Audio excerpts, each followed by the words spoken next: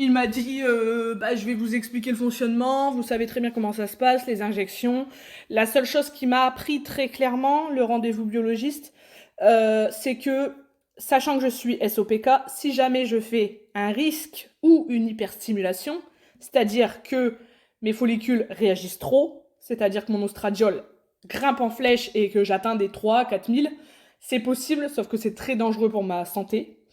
Il y a beaucoup de femmes qui finissent aux urgences, qui ont des douleurs dans le bas du ventre et qui au final font des hyperstimulations et pour qui c'est dangereux parce qu'en fait quand vous faites une hyperstime, vous avez un système d'eau qui rentre à l'intérieur de vous, qui part dans vos reins, dans vos... Voilà, ça peut monter jusque dans le corps et ça peut être très dangereux pour notre vie, voilà.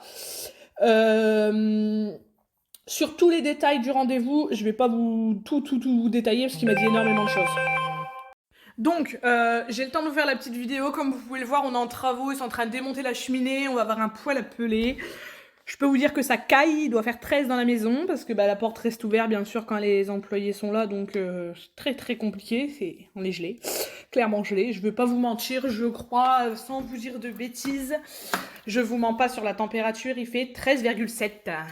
Alors faites pas gaffe, c'est le thermomètre de dehors, mais il fait 13,7 dans la maison, donc je vais pas vous mentir qu'il fait très froid.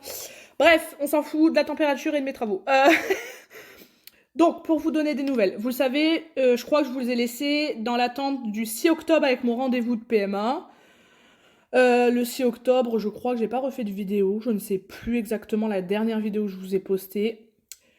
Clairement, elle nous a pas appris grand-chose. Bien sûr, elle nous a redemandé tous les examens que je vous avais dit, la biopsie, le spermogramme. Donc, je vous avais pas détaillé, mais le spermogramme de mon chéri, pour nous, il était pas terrible. Franchement, par rapport aux deux autres qu'il avait fait, il était vraiment pour nous catastrophique. On a eu le rendez-vous biologiste, donc ça c'était le 16 novembre. On est le 22, je crois, 23, 22, 23. 23, je crois. Et au final, tout s'est très bien passé avec le biologiste. Il m'a vu, il a regardé mon dossier, il m'a dit très clairement: je ne vais rien vous apprendre à notre rendez-vous, c'est juste que c'est un rendez-vous obligatoire et qu'il fallait absolument qu'on le fasse. Pour le spermogramme de mon chéri, il l'a rassuré dans le sens où il lui a dit très clairement que le spermogramme était bon. Alors certes, moins bon que les deux autres, mais eux, ils prennent une globale. Il en aurait fait 5 ou 6, ils auraient pris les 5 ou 6. Ils n'auraient pas pris le dernier. Donc au final, le spermogramme pour lui, il n'est pas si catastrophique que ça. Pour lui, il n'y a pas, en gros, il n'y a pas mort d'homme. Lui, ce qu'il voit, c'est que les trois réunis, ça fait un très bon spermogramme. Il y a une très bonne survie sur les deux premiers, certes moins bonne sur le dernier, mais par contre, il y a une très bonne réserve sur le dernier et pas sur les deux premiers. Donc, il dit que les trois réunis, c'est des très bons spermogrammes. C'est juste que peut-être il a été malade sans qu'on s'en rende compte. Il a peut-être, on ne sait jamais, chopé le Covid sans s'en rendre compte aussi. Malheureusement, voilà, avec la 5e vague qui arrive, qui est bien présente apparemment, parce que je vois que les écoles par chez nous ferment pas mal. Donc, excusez-moi, vous allez peut-être entendre le chat, que je vais lui ouvrir, comme ça on sera sûr et on sera tranquille. Et au final, on était resté sur cette idée-là, que pour moi c'était pas terrible. Et au final, franchement, ça s'est super bien passé. Chivas, tu sors? Allez. Et en fait, le biologiste nous a expliqué donc les injections, comme je vous l'ai dit, il me l'a dit clairement, je vais rien vous apprendre. Il m'a dit je vais vous expliquer le fonctionnement, vous savez très bien comment ça se passe, les injections. La seule chose qui m'a appris très clairement, le rendez-vous biologiste, c'est que, sachant que je suis SOPK, si jamais je fais un risque ou une hyperstimulation, c'est-à-dire que mes follicules réagissent trop, c'est-à-dire que mon ostradiol grimpe en flèche et que j'atteins des 3 à 4 000, c'est possible, sauf que c'est très dangereux pour ma santé. Il y a beaucoup de femmes qui finissent aux urgences, qui ont des douleurs dans le bas du ventre et qui au final font des hyperstimulations et pour qui c'est dangereux parce qu'en fait quand vous faites une hyperstime, vous avez un système d'eau qui rentre à l'intérieur de vous, qui part dans vos reins, Voilà, ça peut monter jusque dans le corps et ça peut être très dangereux pour notre vie, voilà. Sur tous les détails du rendez-vous, je vais pas vous tout vous détailler parce qu'il m'a dit énormément de choses. Alors excusez-moi, mon chéri m'a appelé entre deux, donc il fallait que je fasse une pause, j'espère que je vais pas m'embrouiller dans tout ce que je viens de dire. Le rendez-vous de biopsie, je vous dis, il a été très rapide. On a dû rester 25-30 minutes dans le bureau.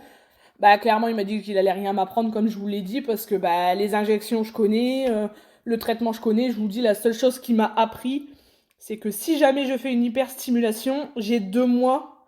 Donc, bien sûr, il n'y a pas de transfert frais. J'aurai pas d'embryon frais d'implanter. Par contre, on aura 2 mois d'attente pour que mon corps se remette. Voilà, c'est la seule chose qu'il m'a appris, parce qu'il y a des centres c'est 1 mois, il y a des centres c'est 2 mois, il y a des centres c'est même 3 mois. Donc on va dire que c'est la seule chose, excusez-moi j'ai fait un zoom, la seule chose qu'il m'a appris, clairement. Pour le reste, j'ai rendez-vous, alors pour vous donner un peu les dates de rendez-vous, j'ai rendez-vous le 16 décembre avec la psychologue, mais c'est en visio. Ensuite, donc le rendez-vous de psychologue, c'est en visio. Mon chéri n'a pas besoin d'être là. Ça, c'est top parce que ça évite des absences au boulot.